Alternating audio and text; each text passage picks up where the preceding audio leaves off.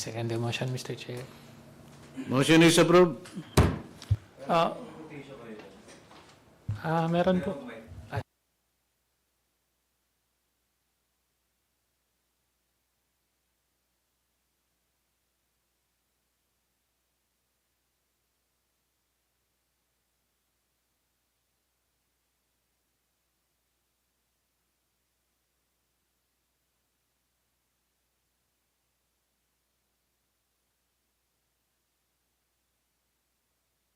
Furthermore, Mr. Chair, the DWG also recommends to return the documents to the end user for the mandatory review of their bidding documents, sir. Okay. Thank you, Mr. Chair. More or So, less kailan ang posting ko niya? Are we in the glide slope niyan for this year?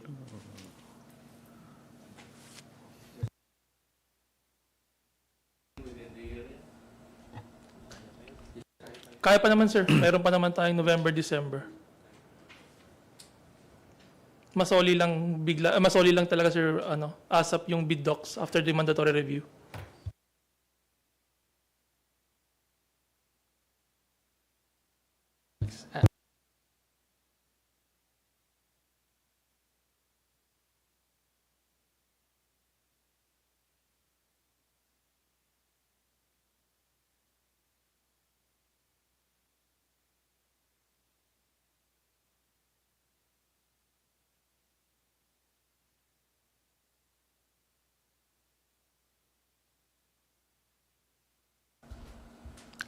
Through the chair, I just want to reiterate the instructions of the board. Actually, it will be reduced into a board resolution as well.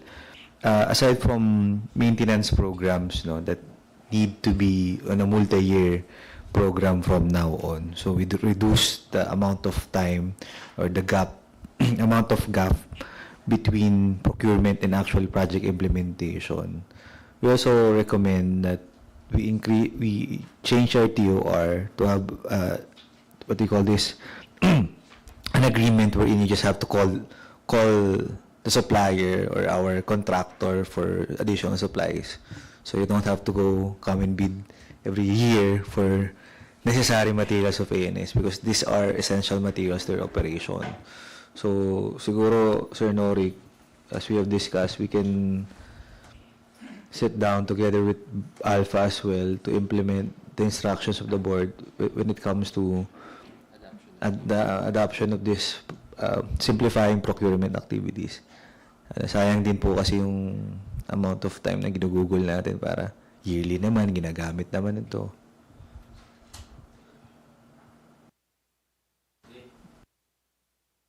Please take note. Let's go to the next. Thank you, Mr. Chair. We now proceed with the next item on our agenda, the supply, delivery, installation, and commissioning of 300 MBPS dedicated leased-line internet service for CAAP head office with bid number 24-069-9T Bravo with an ABC of 1,600,000 and user ODG-CORPLAN MISD.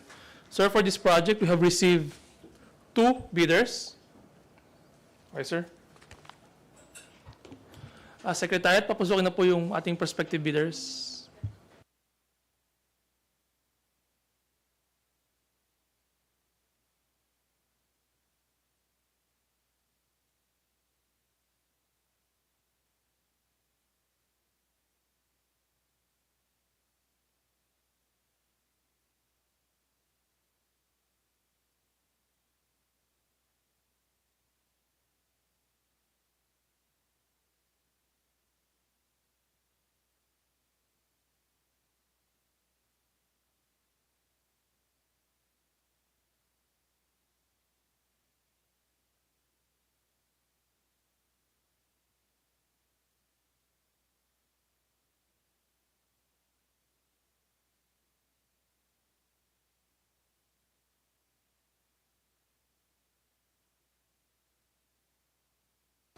Isa lang? Online. Isa. Sige. Thank you. For records purposes po, to our prospective bidder, you please state your name and the company that you represent for recording purposes. Good morning, everyone. I'm Ronald Cacao, Key Account Manager from Converge. Okay, thank you. So, yung prospective bidders po online, you may type in your chat box, the company to represent, and your name po for records purposes. And I also want to inform our prospective bidders that this meeting is being recorded and will be posted online at the CAAP YouTube page po. Thank you.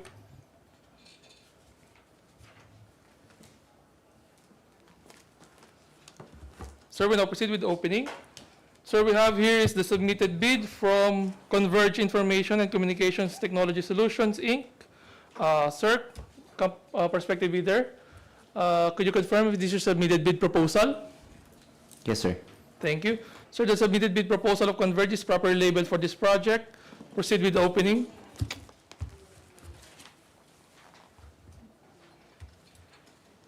Anong cutter?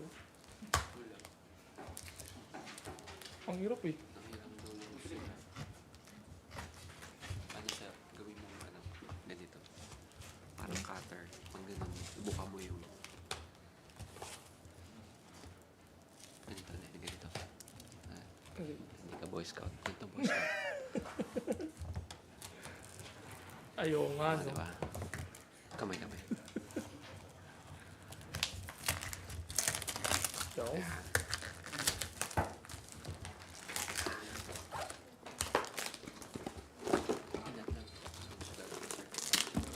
waiting please.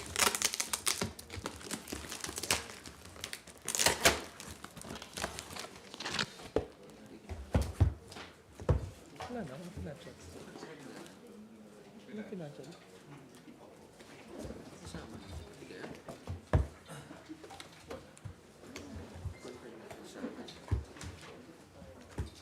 BTS dapat. Ano yun eh?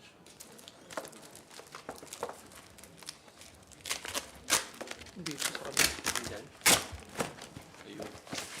Wala. Talaga. Halatang sanay na tayo sa bid. Inside the brown envelopes is a binder folder and a brown envelope labeled original technical component and original financial component.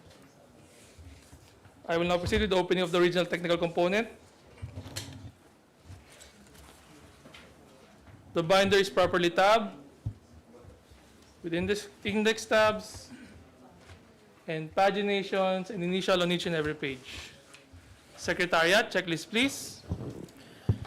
Checklist. Valid PhilJEPS registration certificate. Wait. Sagad na. PhilJEPS Platinum membership issued to Converge Information Communications Technology, valid until May 19, 2025, page 1, page 2, page 3. Submitted. Statement of the prospective bidder of all its ongoing government and private contracts. Statement of the bidders, all ongoing government and private contracts. Signed, submitted. Statement of the bidder's single largest completed contract similar to the contract to be bid. Statement of the bidder's single largest completed contract. Signed, submitted. Original copy of bid security, if in the form of a surety bond, submit also a certification issued by the Insurance Commission or original copy of notarized bid securing declaration. Bid securing declaration. Signed, notarized, submitted. Conformity with the technical specifications, which may include production, delivery schedule, manpower requirements, and/or after-sales parts if applicable. Conformity with the technical specifications. Signed, submitted. Original duly signed omnibus sworn statement.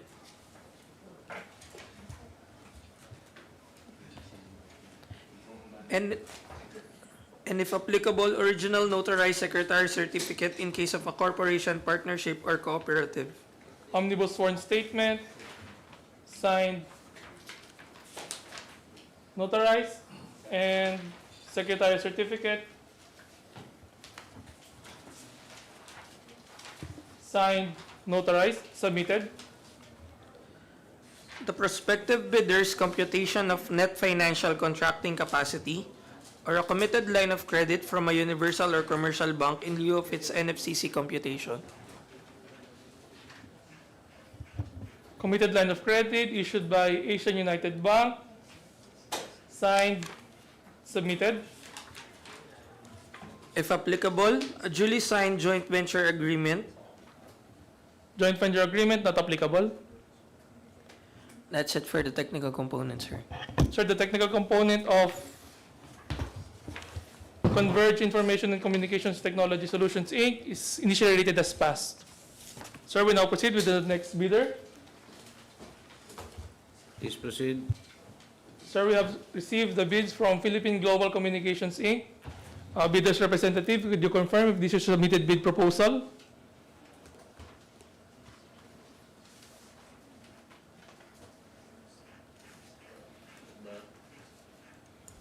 Meron ba? Meron po ano, pero ano, hindi ko nakalagay kung ano kakali.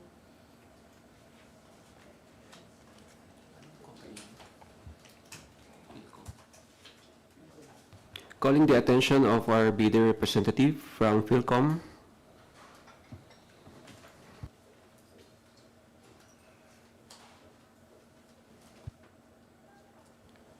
Bidder's representative from Philippine Global Communications, Inc. Could you confirm if this is your submitted bid proposal?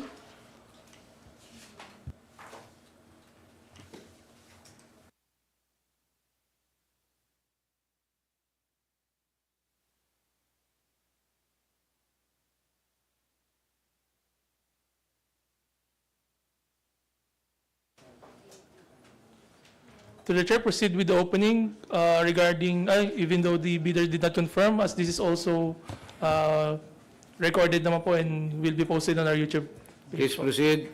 Thank you, Mr. Chair. Sir, the submitted bid proposal of Philippine Global Communications, Inc. is properly labeled for this project and sealed. I proceed with the opening.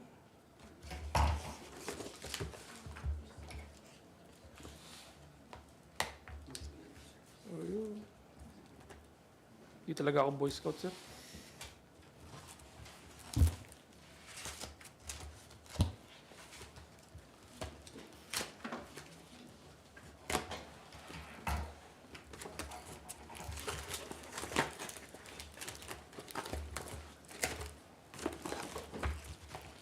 Sir, inside the brown envelope are two brown envelopes labeled technical component and financial component. I will now proceed with the opening of the technical component.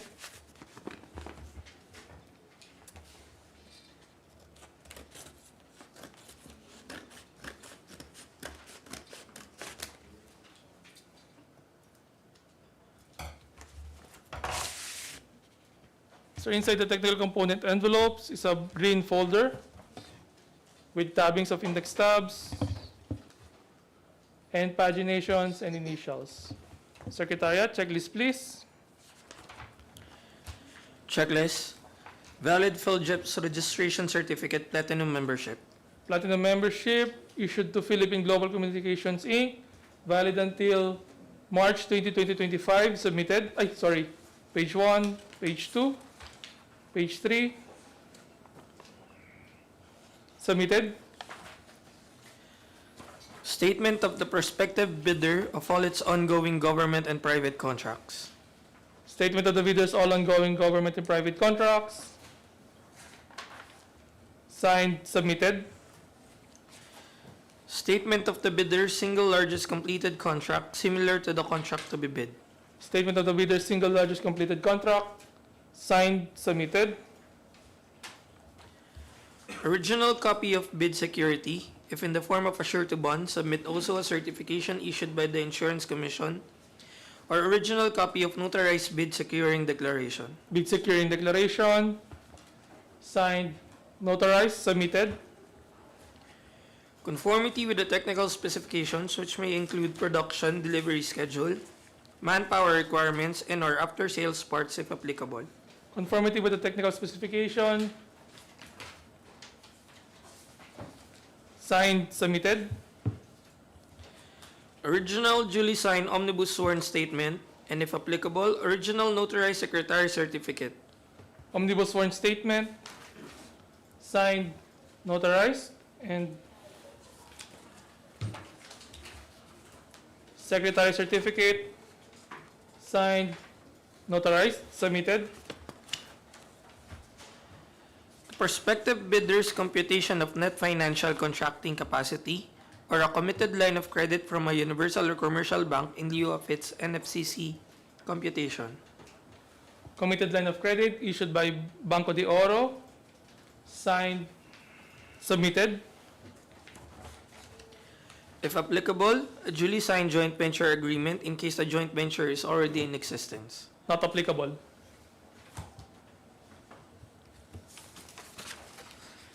That's it for the technical component, sir. Sir, the technical component of Philippine Global Communications, Inc. is initially rated as passed. Sir, I will now proceed with the opening of their financial component. Please proceed. Sir, I will now open the financial component of Converge.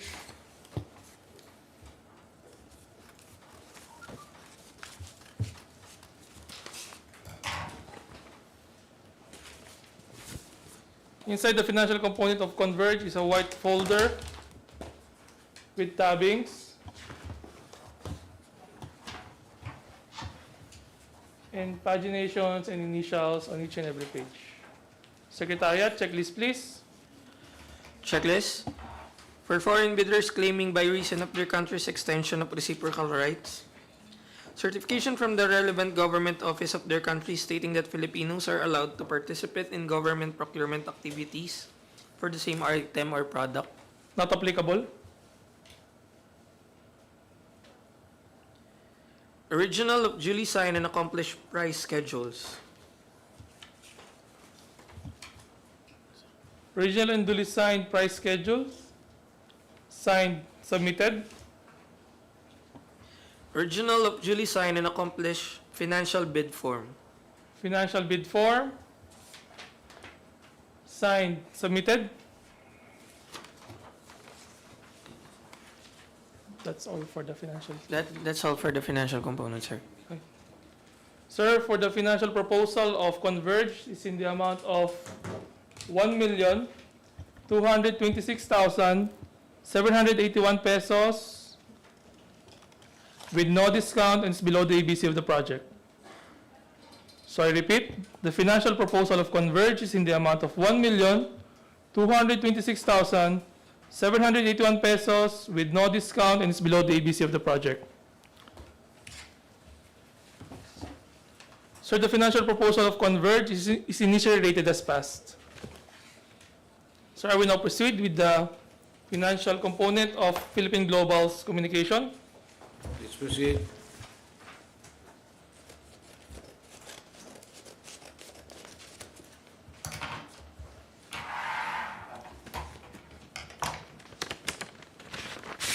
So inside the brown envelope is a green folder with tabbings and pagination and initials on each and every page. Secretariat, checklist please. Checklist. For foreign bidders, certification from the relevant government office of their country stating that Filipinos are allowed to participate in government procurement activities for the same item or product. Not applicable. Original of duly signed and accomplished price schedules. Original and duly signed accomplished price schedule. Signed, submitted. Original of duly signed and accomplished financial bid form. Original and duly signed financial bid form. Signed, submitted. That's it for the financial component, sir. Sir, the financial proposal of Philcom is in the amount of 583,056 pesos with no discount and it's below the ABC of the project. So I repeat, sir, the financial proposal of Philcom is in the amount of 583,056 pesos with no discount and it's below the ABC of the project. Sir, the financial proposal of Philcom is initially rated as passed.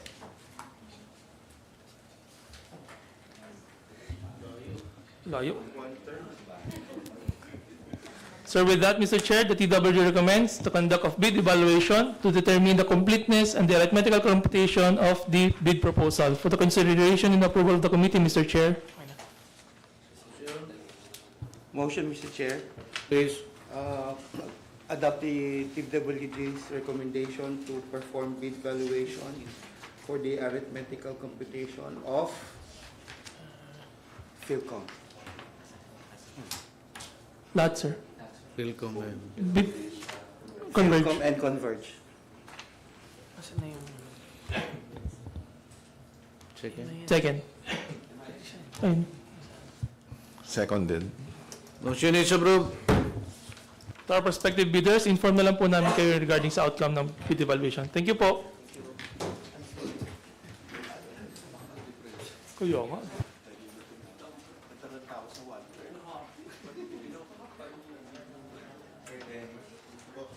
Sila yung parent provider natin ng Philcom. Kamusta naman nila? Not perfect. Yung mga updates nila po sa bayanin, yung mga...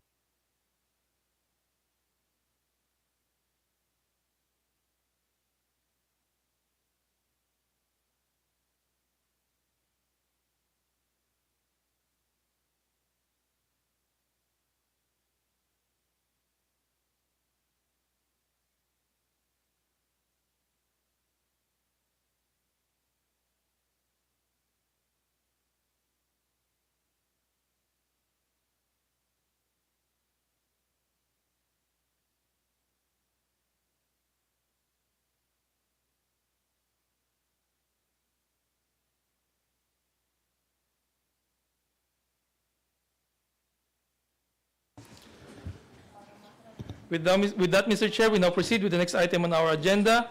Proceed. The pre-bid conference for the project entitled Property Appraisal Service for the 2024 Valuation of CAAP Properties and Assets Nationwide, rebid with bid number 24-057-08 Bravo with an ABC of 16,128,266 pesos and 70 centavos, and user AFS po. Sir, if you're ready with the presentation po.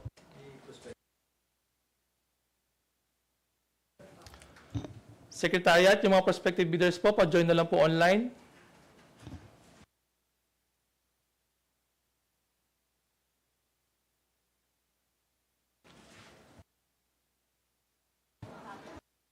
To our prospective bidders, for recording purposes po, pa-type in na lang po sa chat box natin your name and the company that you represent po.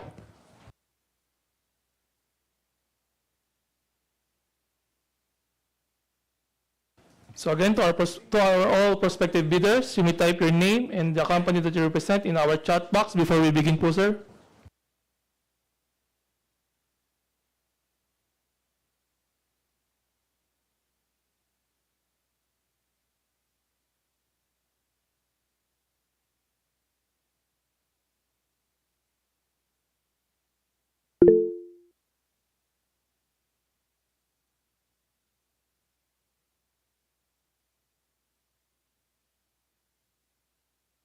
So again po, to our prospective bidders, please type your name and the company that you represent in our chat box po.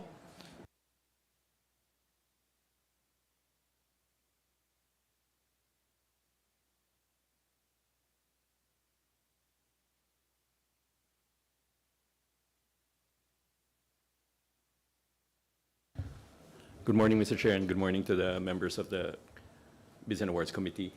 At this point, we would like to, if we will be allowed, we acknowledge in attendance, the two proponents for the proposed invitation to bid for property appraisal services for the 2024 valuation of CAAP properties and assets nationwide. We acknowledge Asian Appraisal Company Incorporated,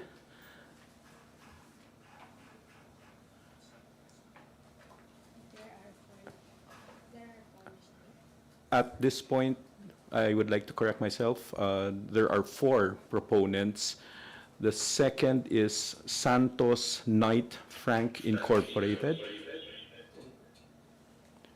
And we would also like to acknowledge 2 others, Cuervo Appraisers Incorporated and Vitale Valuation Services Incorporated, Mr. Chair.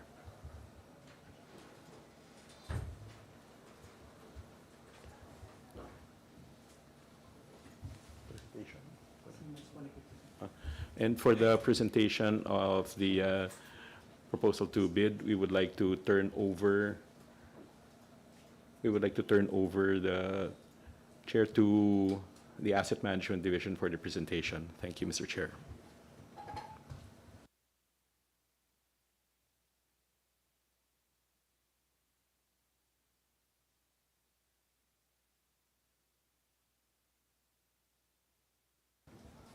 Asset Management, please proceed. Thank you.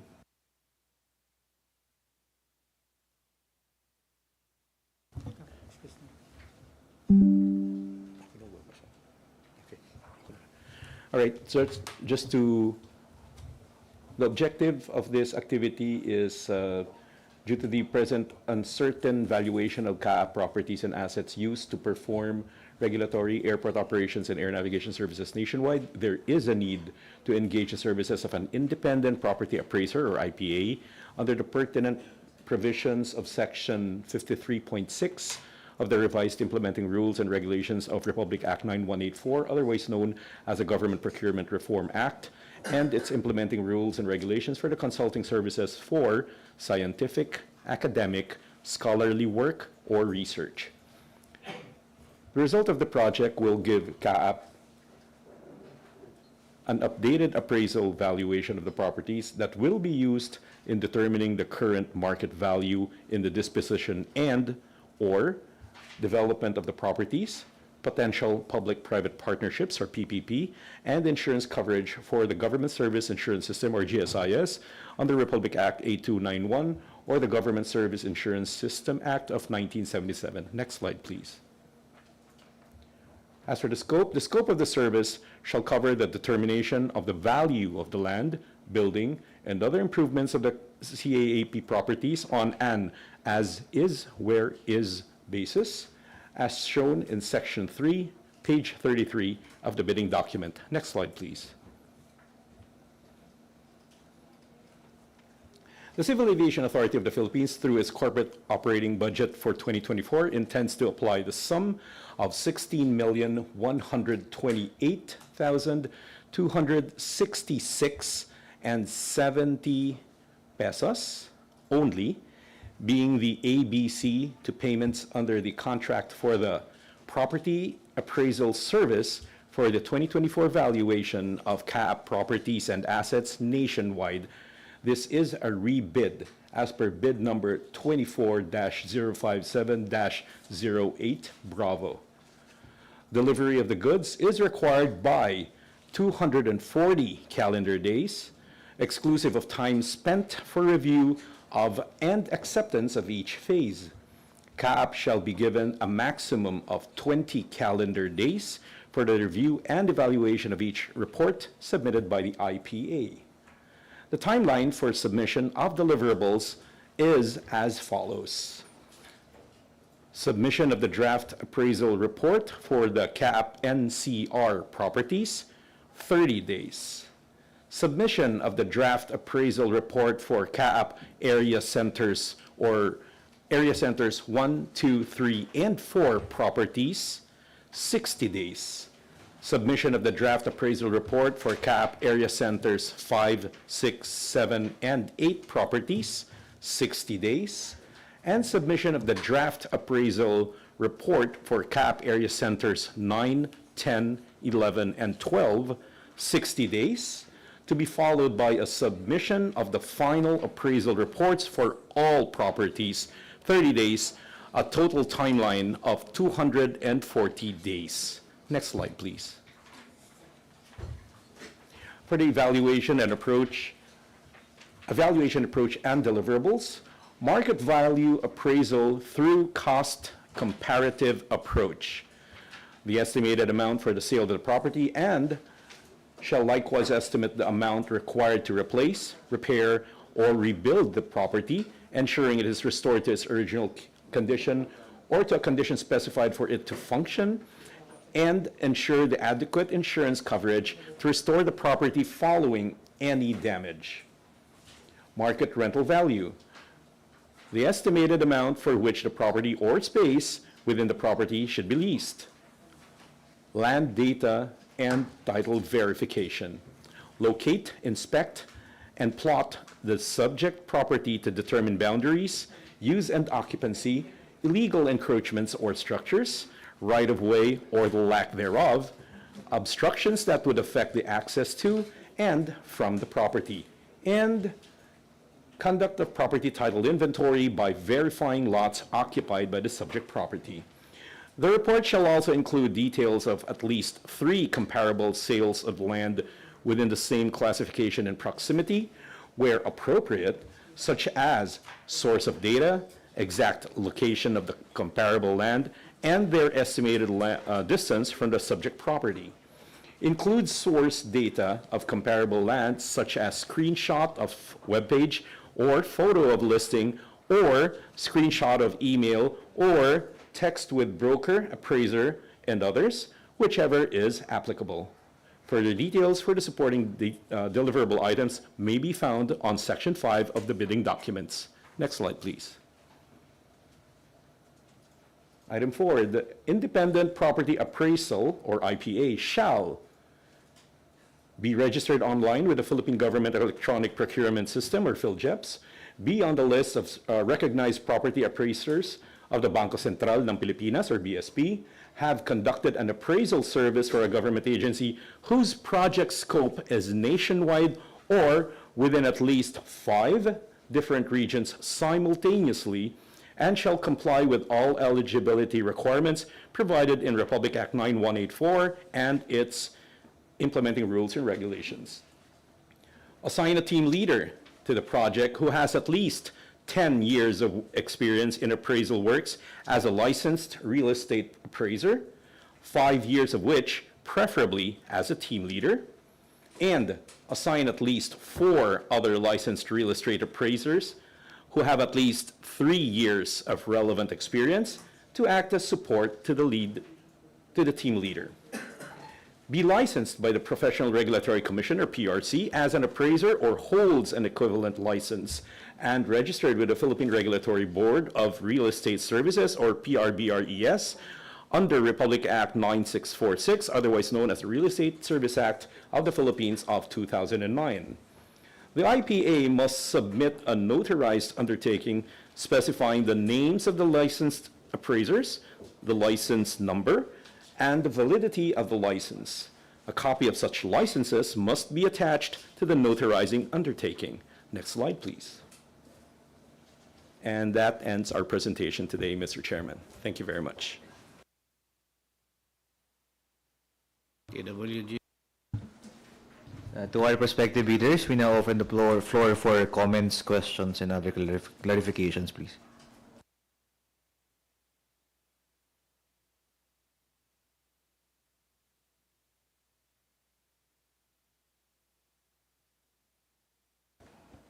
To our prospective bidders, the floor is now open for any questions, clarifications regarding the bidding documents. From Asian Appraisal, as of now, none.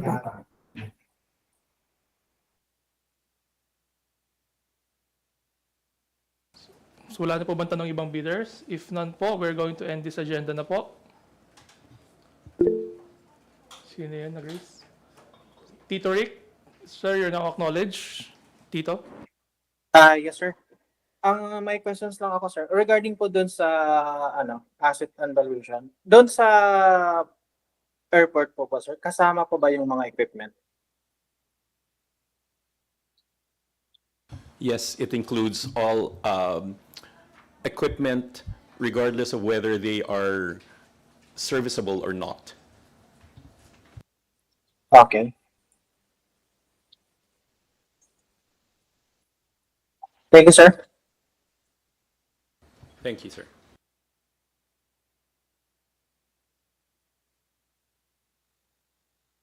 So, hearing none questions na po, sir, you may also send your queries, clarifications 10 days before the bid opening po.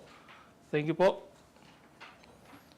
So, sir, we now end our agenda on our pre-bid conference. To our prospective bidders, thank you po sa pag-join po. Thank you, and thank you, Mr. Thank you so Chairman. much.